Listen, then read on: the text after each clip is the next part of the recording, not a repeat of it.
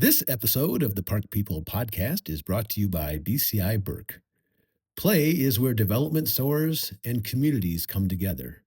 At BCI Burke, we believe outdoor spaces should be thoughtfully designed, built to last, and welcoming to everyone. Because when design is intentional, people feel it. Learn more at bciburke.com. Hey everybody, Rodney Auth here with this week's edition of the Park People podcast. Today I am with Troy Smith. He's the CSFM, or he is a CSFM, and he is the sports field segment manager at SiteOne Landscape Supply. He has written a wonderful article for us about addressing drainage issues in high traffic areas. It's going to be coming out in our September issue, so that'll be here in a couple of weeks. And it's just chock full of really good information. So, Troy, how are you today? What's going on in your world? Hi, Rodney. I am doing great, and hello to all of our listeners. Really excited to be here and discuss our upcoming article. Having a great day, and excited to see what the podcast has for us. Okay. Well, you're in charge. So, today, obviously we're talking about how parks and rec professionals can spot early warning signs, improve playability, prevent costly repairs in their turf.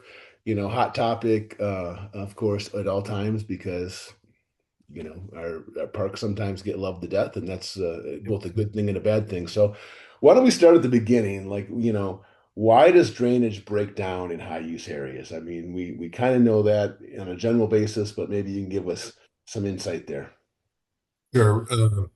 I think you said it really well right there in that intro. Our parks get loved to death. Uh, the drainage issues typically come from overuse, compaction, and then the lack of ability to address that. We all love to go out to the parks, see the soccer, baseball, football, lacrosse, whatever that is. But these end users, kids or adults, play in the same spots. And you can see this type of wear and tear on any field.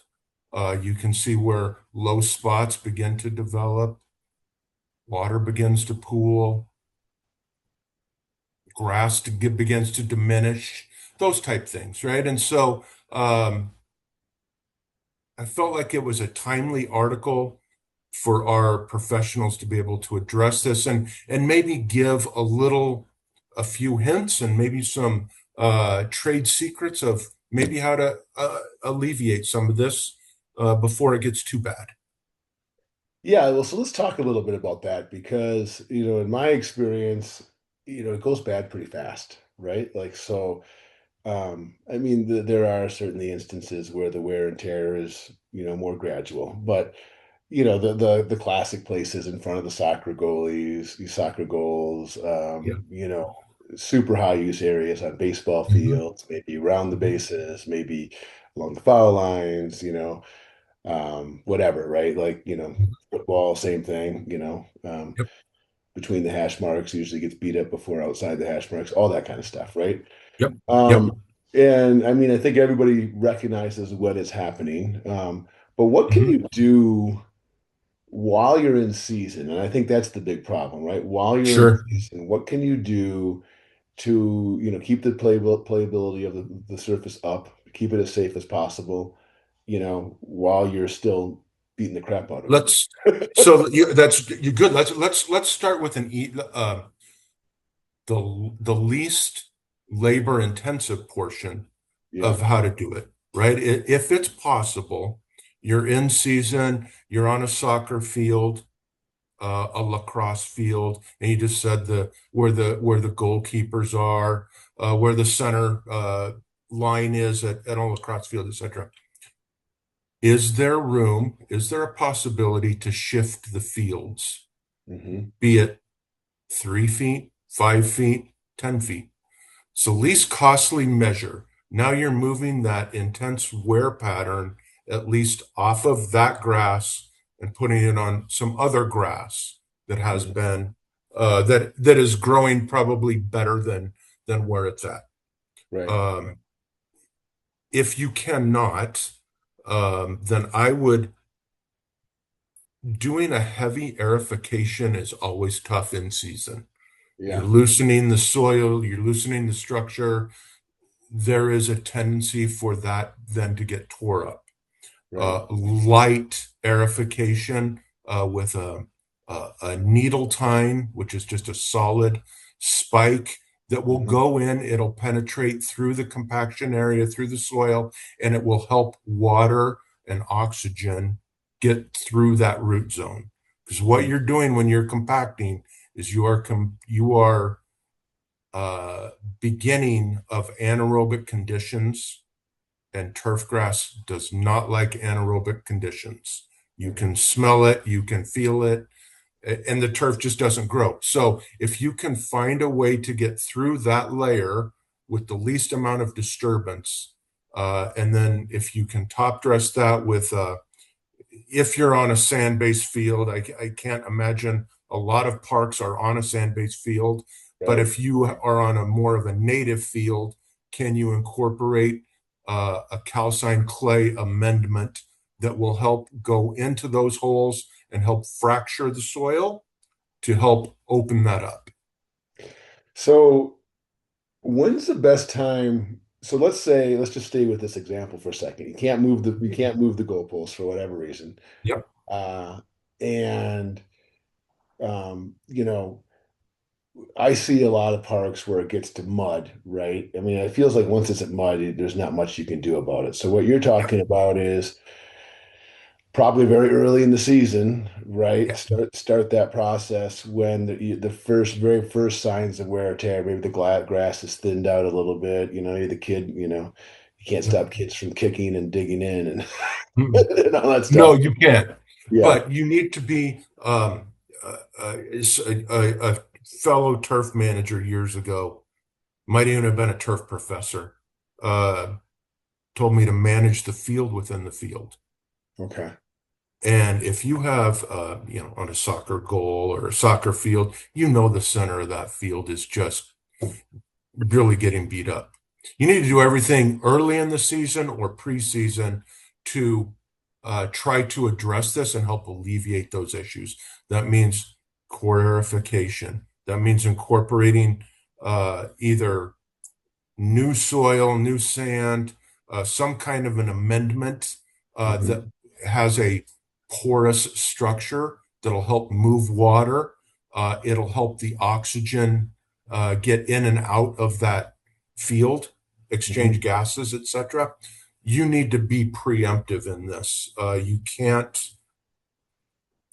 You shouldn't wait until the season starts. Try to be ahead of it, manage those wear areas inside the field. You're going to have to do some extra work on the goal mouths, the center line of a lacrosse field, where the outfielders stand in baseball, around the bases. You're going to have to do some extra work. You don't have Hmm. to do it on the whole field. Right. Yeah, so we've always been told the strategy is like, can you make the root system and the grass and the turf as healthy as possible coming into the event, right? Yep. And then mitigate along the way to the best of your ability, and then of course it's a repair cycle, you know, post season, right? Um, what do you advise? This is a typical one. This is maybe that's not meant to be a gotcha question, but I'm interested to know a lot of parks struggle with the fact that they don't have irrigation on some of these fields. So coming into the fall season, if they're in a warm weather client, maybe the turf is stressed because it hasn't had a lot of moisture throughout the summer. Maybe it's brown, maybe it's burned out, maybe it's Mhm. not that far, right? But it's Mhm. stressed is maybe the right term, right? Yep. Um, what are there anything you can do, any additives that you can add that would Sure. help? Okay. If you could,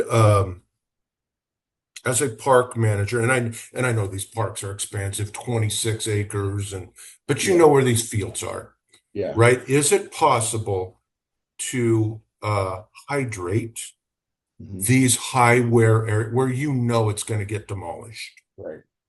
Just the high Be it wear. You mean just the high wear areas, not the whole field, because maybe not that's the whole field. impractical. Can you hydrate these areas, right? Mhm. Um, if you have a sprayer, um, and if you have rain coming, um, a good thing is surfactants, penetrants, wetting agents, Hmm. anything that you can add to a soil uh, that you can make water wetter. Hmm. Make it rather you lower the viscosity of a water molecule and Hmm. make it penetrate into the soil more uniformly. If Hmm. you can add that, and there are granular surfactants that you can put out that don't require the liquid, right? You just spread it with the Do those, fertilizer I've spreader. seen those a lot. Do they work pretty well? I mean, and Yeah. is it good Yeah, they science? It's good science. Okay. Yeah, good science. It's it's the same science. It's just in a granule, Yeah. right? You're spreading it just like a fertilizer, Hmm. um, you would, and hopefully you get some moisture on there, and Yeah. it will begin to help your soil intake that water more evenly, less Okay. runoff potentially, less Okay. puddling. Yeah. Okay. So so let's take this back. Let's just start with like we're kind of talking realistically worst case scenario, right? But Uh-huh. maybe county parks, township parks, small Yep. municipalities. This is not worst case scenario. This is everyday reality, you know. Yeah, it Um, is.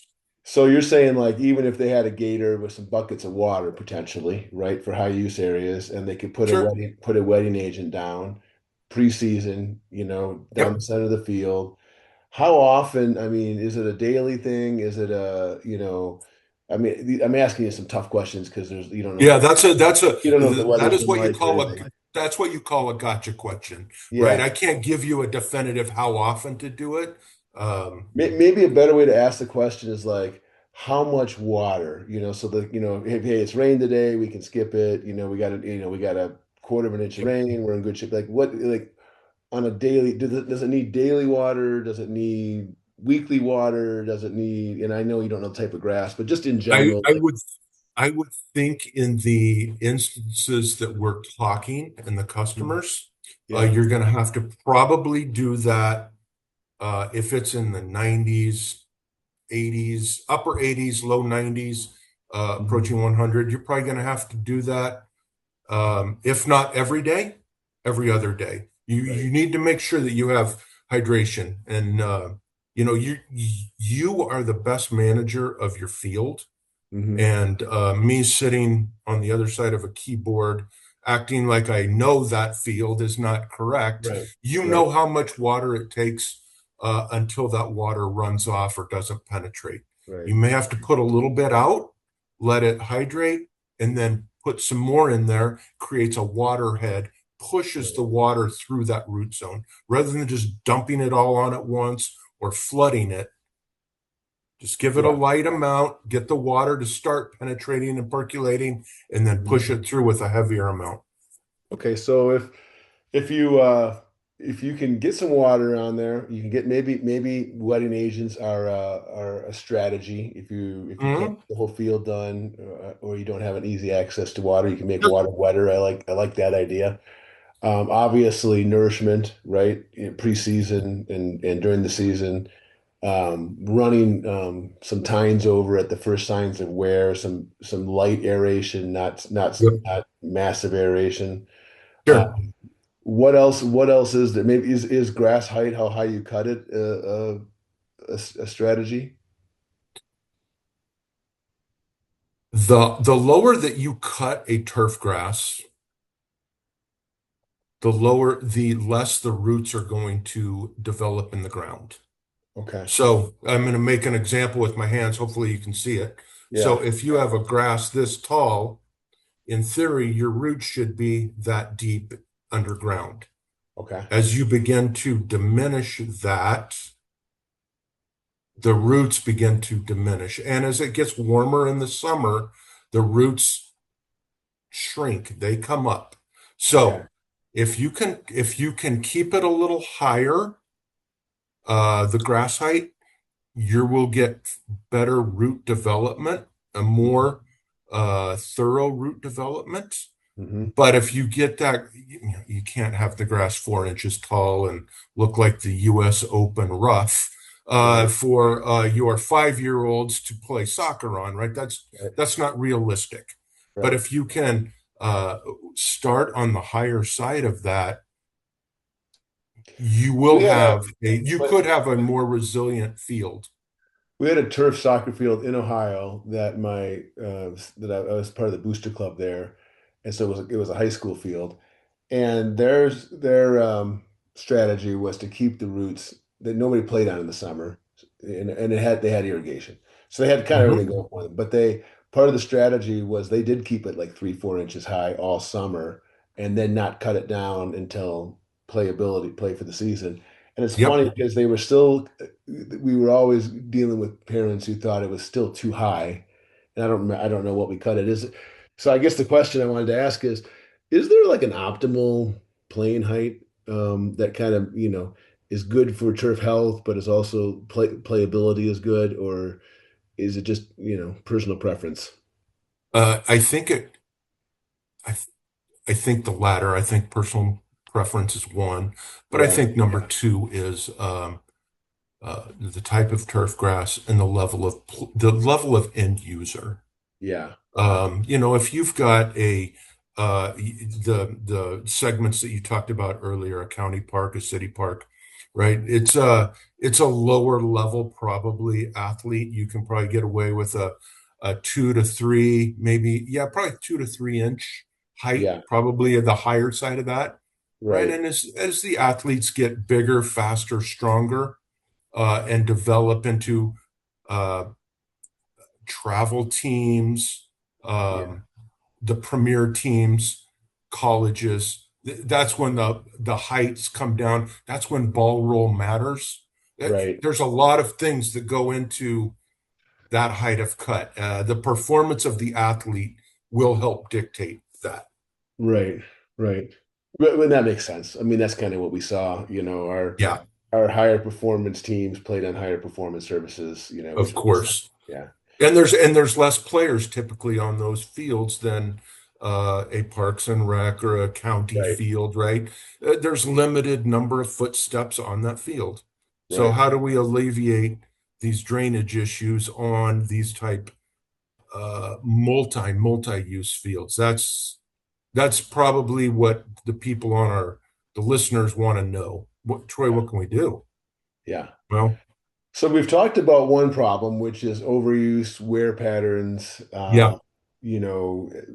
things related to dry weather, just, Mhm. a lot of the challenges that we've had, right? Before we leave that and start talking about the opposite side of that, which is, too much water, is there any other interventions that we should talk about that might help for folks who are, you know, any other strategies for high use areas, high wear I, pattern? I don't, again, we went through a whole lot there. Yeah, I think the best strategy is uh, be prepared, start early, be consistent. yeah, The thing I see mostly when I'm out in the field is inconsistencies and mm, unknowns. yeah, And they're like, yeah, we aerated in the spring. Okay, but we're playing a false sport here, so yeah, we should be doing. I understand you did that, but yeah, are we addressing this issue? And so inconsistencies. Well, we did that last year and we didn't like that. It didn't work. Are you sure it didn't work? yeah, Or, do you have a way to maybe document what you've done and see what is performing well for you as well? yeah. We did a series once on, which is different but the same, integrated pest management. But one of the big things that came out of that was documentation, right? Like let's track in a meaningful way, especially in park departments where there is turnover, right? It's, Yep. you don't always have the same staff from year to year.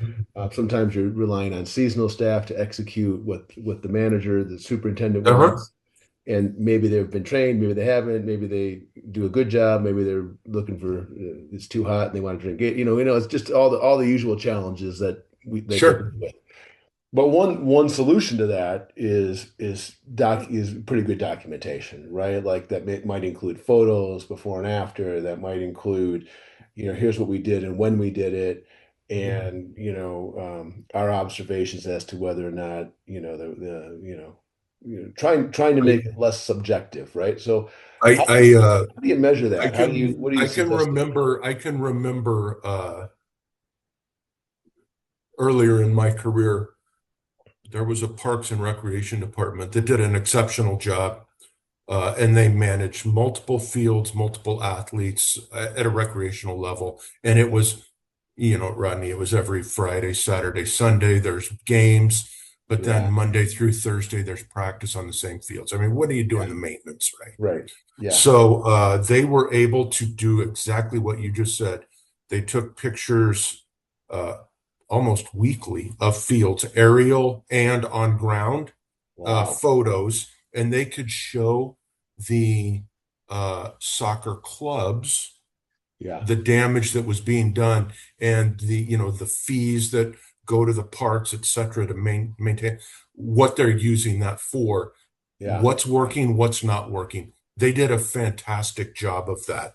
yeah. Anything you can do to help your end users understand what you're doing, when you're doing it, and why you're doing it, and it should be for the safety of the athletes. That's the ultimate why we're doing it. Right, How are you spending these funds that these groups are paying you to be a right, part of these parks? right. Well, and it's Yeah. funny because when you start to document things, and I've had one place that did it weekly, like you're talking about. They did. I don't know that Hmm. they did aerial, but they did regular walkthroughs and photos. Hmm. Photo back. The photo was more backup to what the person visually saw, like part of their documentation strategy. But they found that making micro adjustments in weeks. So they were the same situation you just described. Fields got pounded with games Friday, Saturday, Sunday, get pounded with practice all week, right? Hmm. It was a sport that happened during the school season in the fall with soccer. So, the fields were generally rested during the day. Practice was after school, right? Yeah. And so they were just very good about closing fields that might need, and in a week they would never recover, but they could make progress in a week on certain fields that were beyond their threshold of safety, right? Um, Yep. they went so far as at certain times to, because they couldn't switch the fields, they Hmm. shortened the fields Yeah. so they and people, some parents were mad because one day they're playing on a field that's however long, and then the next thing it's Yeah. 20 yards shorter, right? But like they were on clean grass, right? And then Yeah. once they that would give them sometimes 2 weeks, which Yep. is amazing how much recovery could happen in 2 weeks. It And then they'd move the field back, and then you know what I mean, that kind of a deal, right? Like, turf grass is an amazing plant. yeah, Um, I can cite a ton of quotes. Uh, there are no grass problems, only people problems. yeah, right, But in the instance that you just talked about, in the instance that I cited with the Parks and Rec Department, they were fortunate. They were able to, in the spring, run the fields one direction, north south, and in the fall they could run them east west. So right. it was. I mean, it's real. That was the best of both worlds. That was a well thought out facility, Mm-hmm, and they had a plan. mm-hmm. Just what we've talked about of how they were going to address these issues, Well, closing fields, all what's that. nice too is when you have a plan, when the superintendent, then it's documented, when the superintendent moves to the new city or whatever, or the staff Yeah. changes, the plan doesn't change. It's just, and maybe it doesn't get executed quite as perfectly, but this basic steps is still are there. Somebody's monitoring them, and it does make a huge difference. It makes a really big difference. It makes a big difference. And then the other thing I would add to this, and before we get to the too much water, is lean into your local associations or national associations, Hmm. um, county extension agents, Hmm. local sports field manager associations. They Hmm. have 33 local chapters. I believe it might be more, but I'm fairly certain there's 33 local chapters across the United States, and there's one national.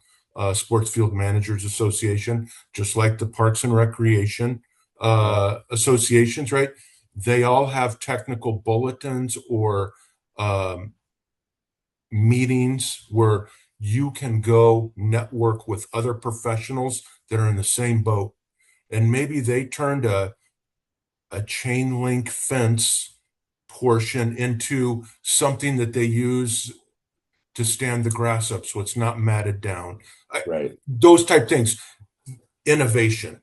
You Right. learn about innovation, you have to network. Don't isolate yourself. That's the biggest fear of mine is when fields go south, meaning not playing well, retaining water, getting complaints. The tendency for field managers and parks departments is to shut down outside help because you're embarrassed. Yeah. I would say don't be embarrassed. People, Yeah. all other people have gone through this or are going through it.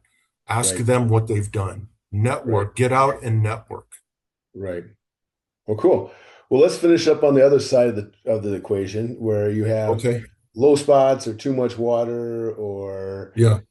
drainage issues, right? And Sure. there's a million different solutions to those drainage issues, and some work and some don't. Like what are your what are your Uh, thoughts there? First off, I would say if you have too much water, Yeah. shut the water off, do an irrigation audit, um, check irrigation heads. If you're on an irrigated field, we'll say, um, check to make sure that the heads are working properly. Are they level? Do you need to water that much? Are you overwatering? Is the clock performing correctly? Again, local extension agents, other turf managers, there's tons of resources on the internet of how much water, irrigation type to put down based on the type of heads you have. Okay. Gotcha. Gotcha. Number one, make sure that we're watering the correct amount. No field needs to be watered every day. There is no field that needs Okay. to be watered every day. There really isn't. Just be cognizant, be a good steward for a natural resource that we have. I think Yeah. that's part of our mission in the Parks and Rec world is to be good stewards of the environment. Hmm. Wasting water is not being a good steward of the environment, right? There's a reason that we try to conserve water, and we can see it this summer. There are areas that are extremely dry, so let's be cognizant of the natural resource.